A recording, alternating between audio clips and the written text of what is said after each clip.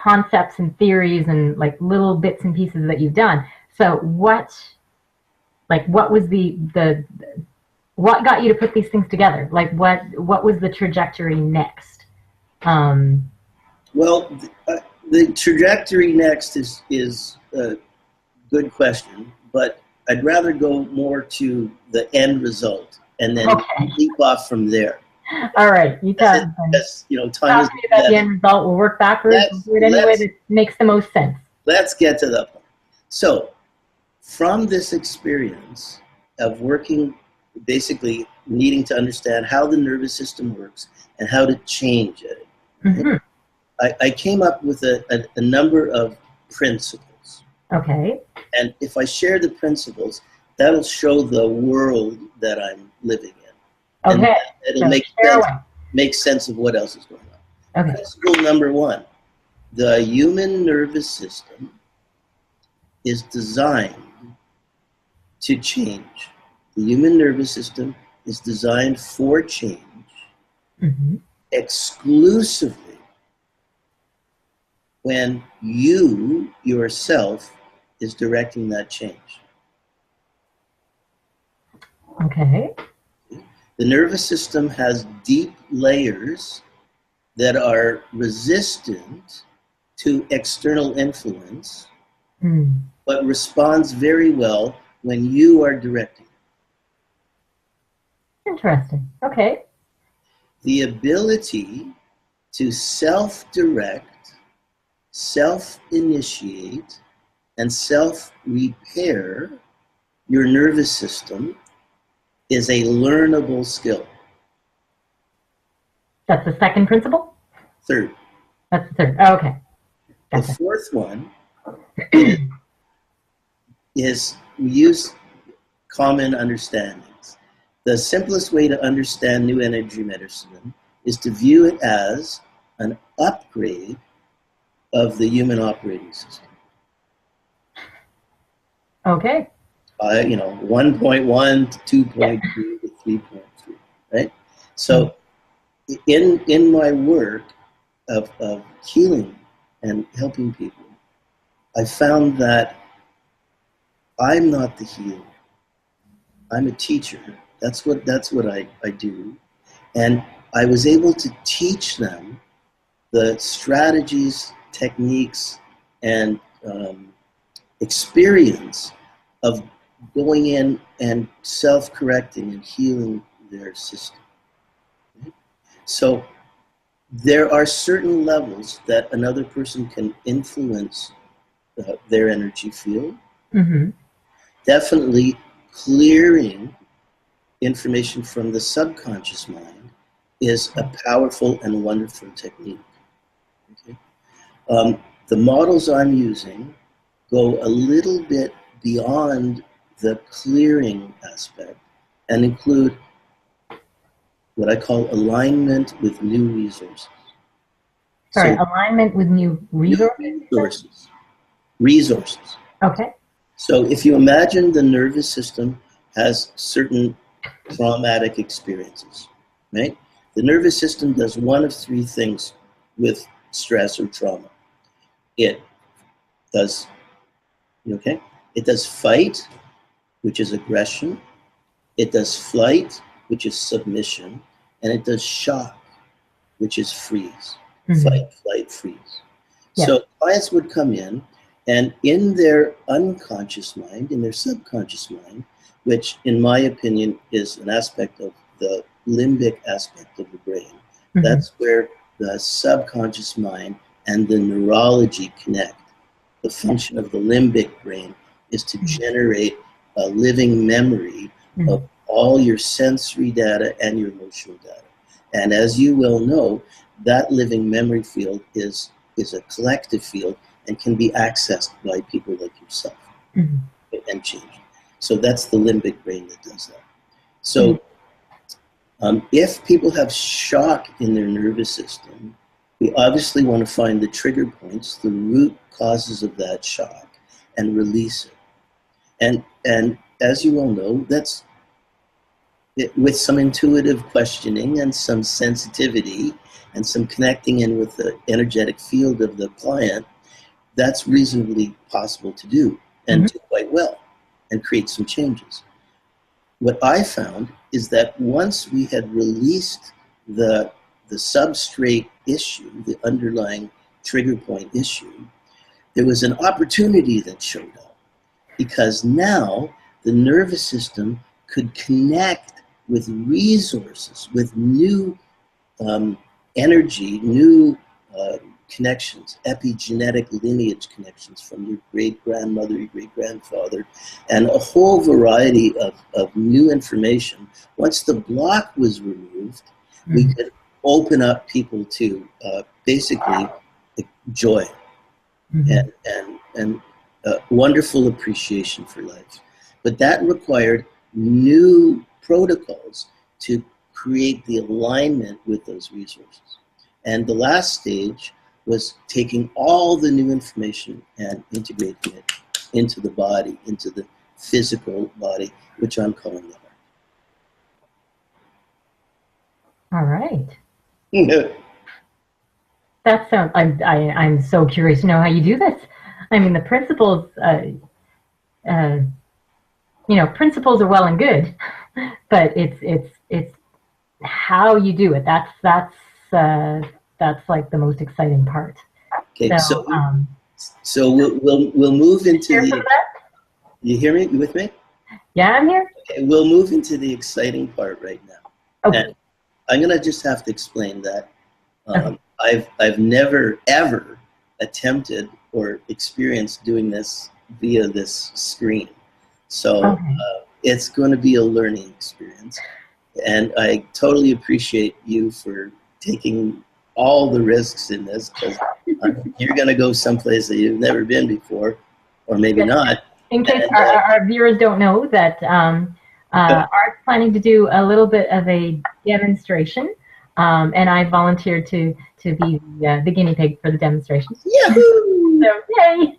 I usually get to do this on other people, so it's always fun when I get to be on this end. Okay, so we're going to start this process. It could take a while. Okay. You're going to be learning some new things and trying out some things that maybe your nervous system hasn't done before, but I'm going to guide you with all the compassion I have.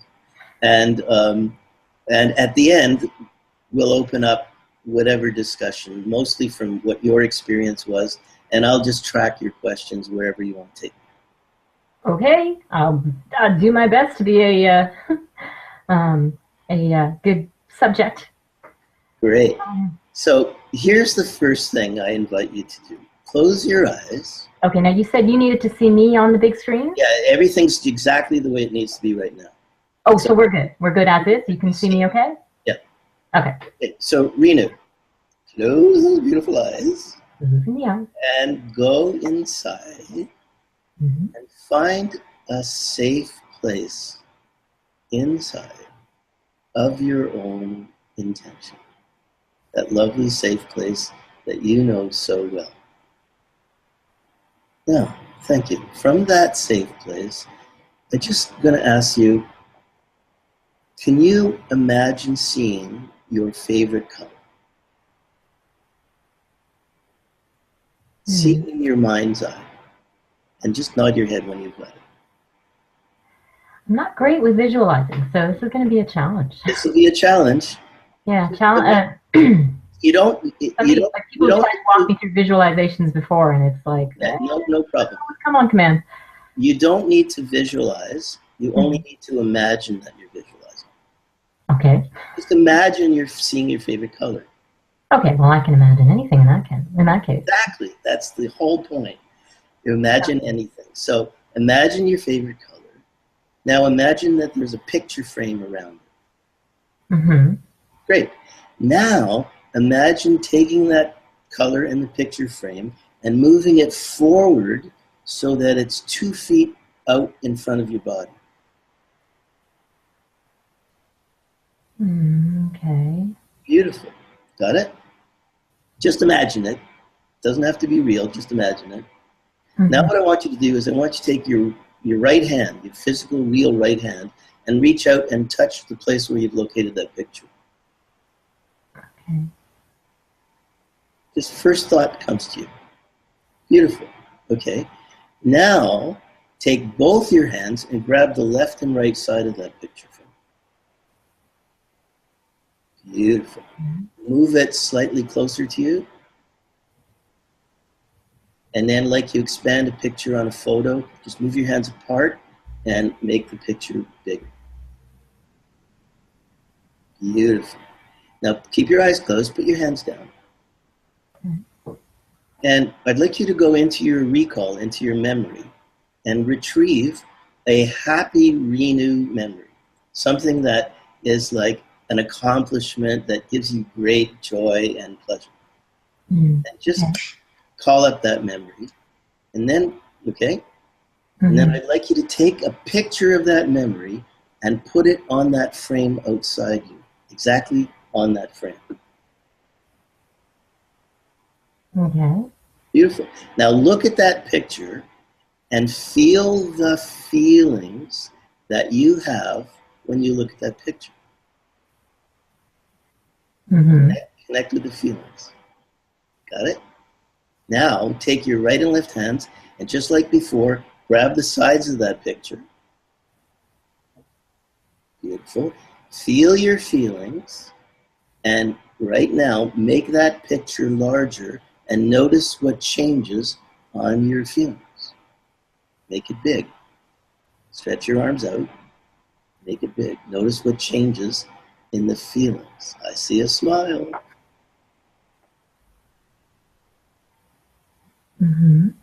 So, do the feelings get bigger, smaller, larger, more intense as you make the picture larger?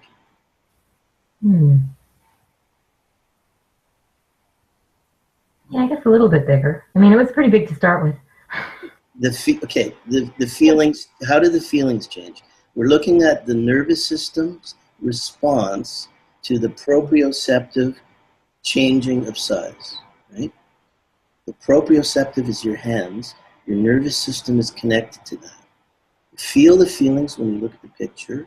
You take the edges, you make the picture bigger, and notice how the feelings change. Report to me what changes in your feelings when you make the picture bigger.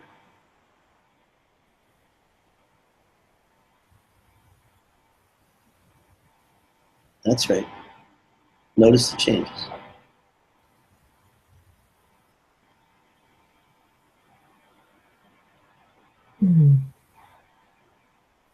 Okay, try this. Take that picture. It's a positive picture. There's joy in it, right? Bring it closer to you. Notice what happens.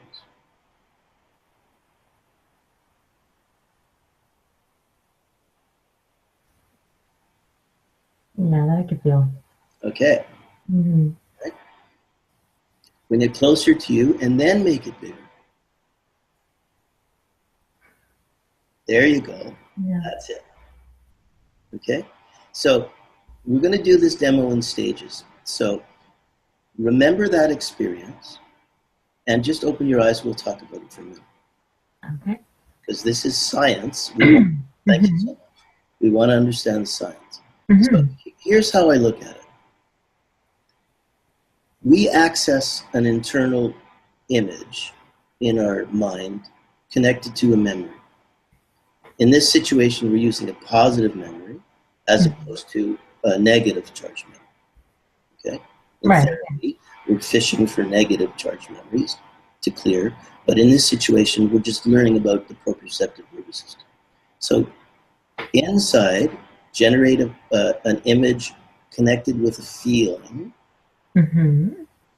Take that and move it outside, in the space outside of us. Now, this is very important because the space outside of us in front is like an active working area or like a desktop on a computer. We can take something inside, move it outside, and then we can manipulate it. And because we're using the proprioceptive nervous system, which I'm defining as the very fine nerves in the skin and body that tell us where we are in space. You're Oh. sitting on a chair, leaning forward, your hands touching the mouse or whatever, and your brain and your nervous system is recording all of those body sensations from the Mm. very subtle nerves in your skin Okay. that let you know where you are in space. Gotcha. It's Okay. a feedback loop Mm-hmm. that happens at a very deep level of the neurology. So if you project something inside into your outer space, into your workspace, Mm-hmm. then you grab it with your hands, your body is receiving information that what is out there is real and concrete. Right.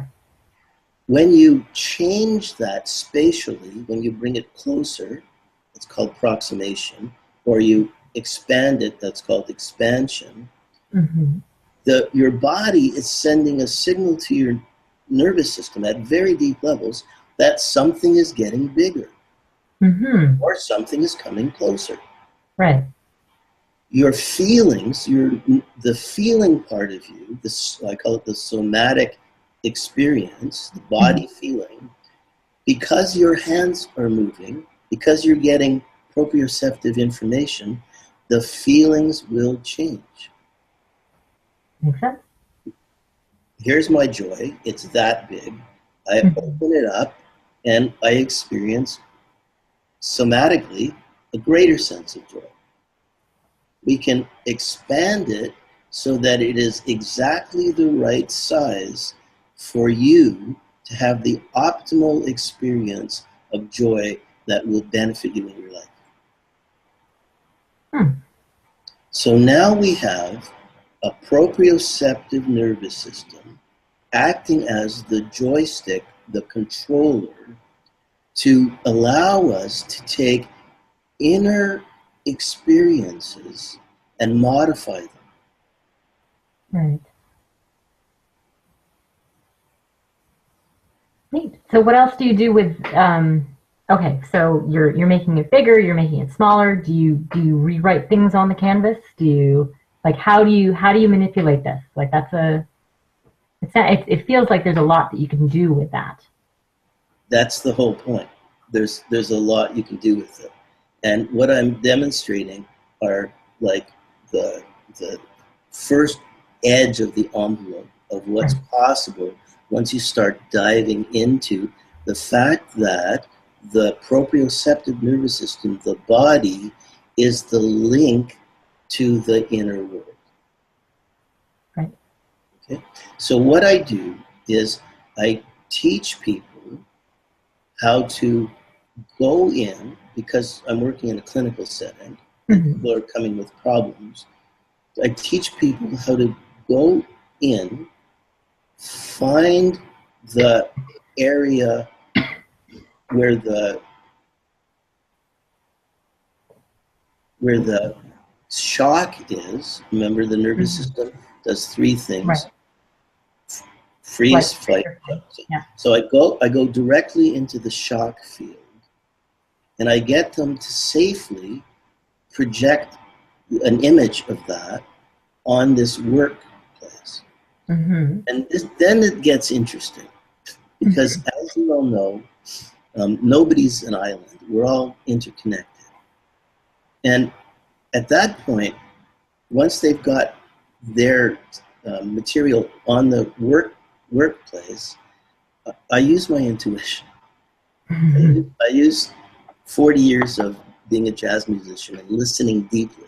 Yeah. And their higher self, their higher self will then guide me to the changes and the interventions that are required. Right. Okay, so I provide them with an opportunity to begin to change their internal structure, where the frozen aspects of the nervous system are, all the trigger content in the subconscious mind. Mm-hmm. Now they've projected it into objective space, and following their guidance, we can shrink that into an image. We can transmute it into energy that is a benefit to the planet.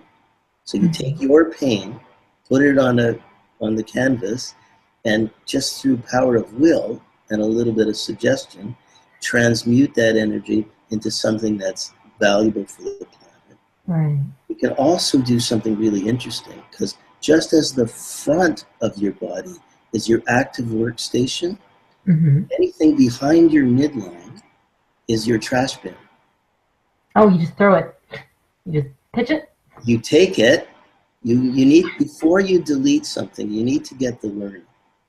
So Every, you get the... every pain, every experience is karmically connected to something you need to learn. Oh, the learn, In yeah. my world, the soul chooses a lifetime, chooses an incarnation to learn certain lessons. Mm-hmm. And if, let's say, abandonment is a lesson that it wants to learn, what it does is it comes down into a body and recreates the pain of abandonment. Yeah. We're so brilliant. We know how to create our pain so perfectly. Mm-hmm. But that abandonment pain has a learning for us. And once we can project that onto the screen and start manipulating it, changing its dimension, changing its modality, making it brighter, making it dimmer, a whole bunch of things you can do, then you get the learning of what that's all about. And that opens the heart. Once the heart's open and they understand the meaning of their pain, then we can take it and go, okay, 1, 2, 3, back to the ends of the universe, beyond and beyond. Okay? Nice. And because they're using their hands, because they've engaged in this, because their nervous system and their emotions are completely in this alternate reality world, and they've gotten the learning, then when they throw it behind themselves, this is a fascinating part, and I had to learn this only by doing it. There's a natural reorganizational response of the entire system. Mm-hmm. So I stand in a room and I kind of put my hand on their shoulder after I ask permission. Mm-hmm. And I invite them to allow everything inside to begin to change right now. And I support their breathing. I support whatever neurological processes occur. And it happens it's really happening automatically. Mm-hmm. Because all the energy, what I call the somatic location, where they've stored that pain inside of them, now gets moved out, gets changed. They access the learning, the value in it. They delete it from their system. And the brain and the nervous system reorganizes itself to say, well, I had all that stuff. Now I don't have all that stuff. What do I do? Yeah. Right? And it's in that recalibration that the healing occurs. Yeah. And it's profound and it's permanent. And I do a little trick at the end of it all. Once the integration has happened, I say, oh, by the way, over here is all that pain energy that you had. Would you like it back? and they say, oh no. So that like just locks in the confirmation that a change has occurred. Right. New energy medicine. That's awesome. Thanks Well, we